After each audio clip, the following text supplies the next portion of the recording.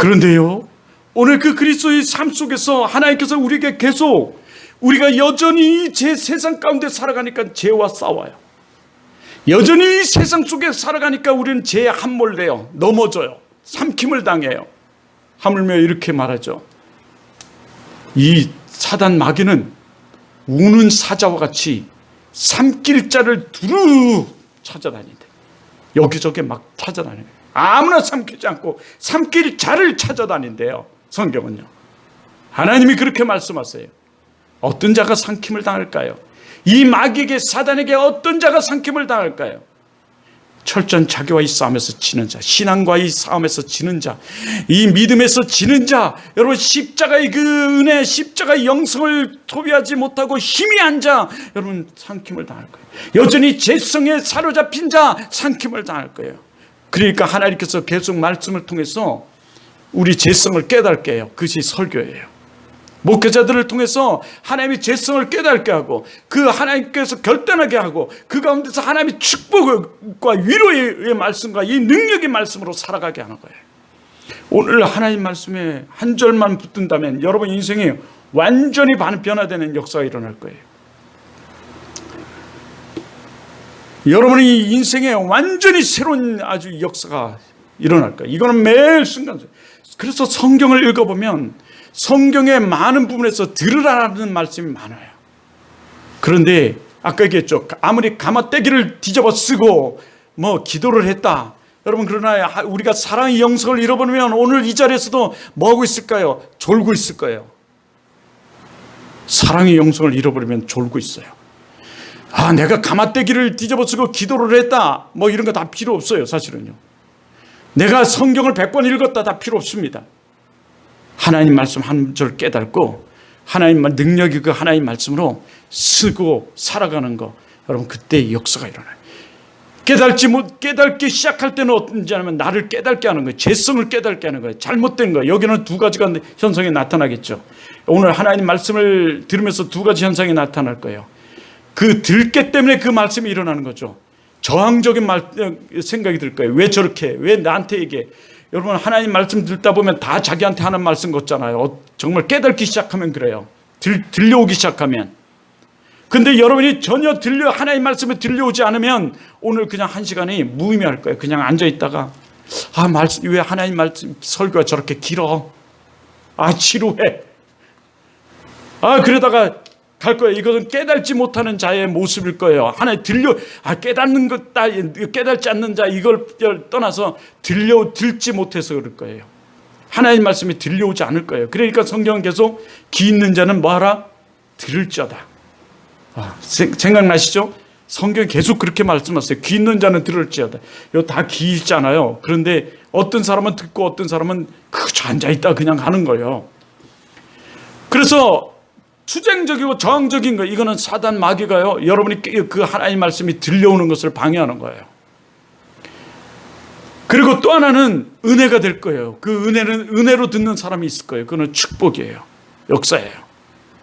근데 많은 사람들이 이 한 시간의 말씀이 그저 안 들려와요. 안 들려요. 그래서 설교자는 계속 고민하며 신학에서 왜 설교학이 있겠어요? 수천 년의 이 기독교의 역사에 계속 있었던 게 이 선지동산이라는 것이 있었어요. 구약에서 2000년 전에도 있었어요. 이 선지동산이 신학교예요. 이 선지동산을 통해서 수천 년의 역사를 걸쳐서 검증되면서 이 신학이 발전되고 하나님 말씀을 연구하면서 언어를 하면서 발전하면서 어떻게 하면 이 설교를 전할까, 하나님 말씀을 잘 증거할까, 이것이 있는데 이게 설교학이에요. 근데 이 설교학 중에서는 이런 거, 들려오게 해야 된다는 거예요. 들게 해야 된다는 거죠. 그러니까 내가 지금 왜 저래? 목사님은 왜 나한테 저런 예화를 써? 저는 축복인 거예요. 사실은 들었다는 얘기죠.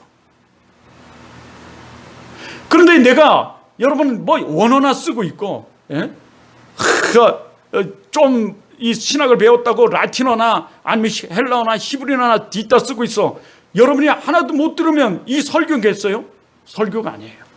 설교는 텍스트를, 이 하나님 말씀의 이 텍스트를 콘테스트 시켜서 전하는 것이 설교. 다시 말해서 여러분의 들께서 여러분의 삶에 그 마음의 변화가 일어나고 적용하고 그 적용된 삶으로 이 세상과 이 마귀와 사단과 저주와 그 싸워서 죄와 저주와 이 사망과 싸워서 승리하게 이 부활의 신앙으로 십자가의 신앙과 부활의 신앙으로 살아가서 승리하고 행복된 삶을 살아갈 수 있도록, 그리고 하나님을 잊어버리지 않고 하나님을 버리지 않고 하나님을 끝까지 붙들어서 여러분 이 다음 다시 오실 예수 그리스도, 재림주 예수 그리스도, 심판주 예수 그리스도 안에 우리가 올라갈 수 있도록, 이것은 재림신앙이라고 하죠. 순교신앙. 그리고 그 가운데서 순교를 담당할지라 내가 죽는 한이 있어라도 내가 이 하나님을, 이 예수를 버리지 않는 신앙.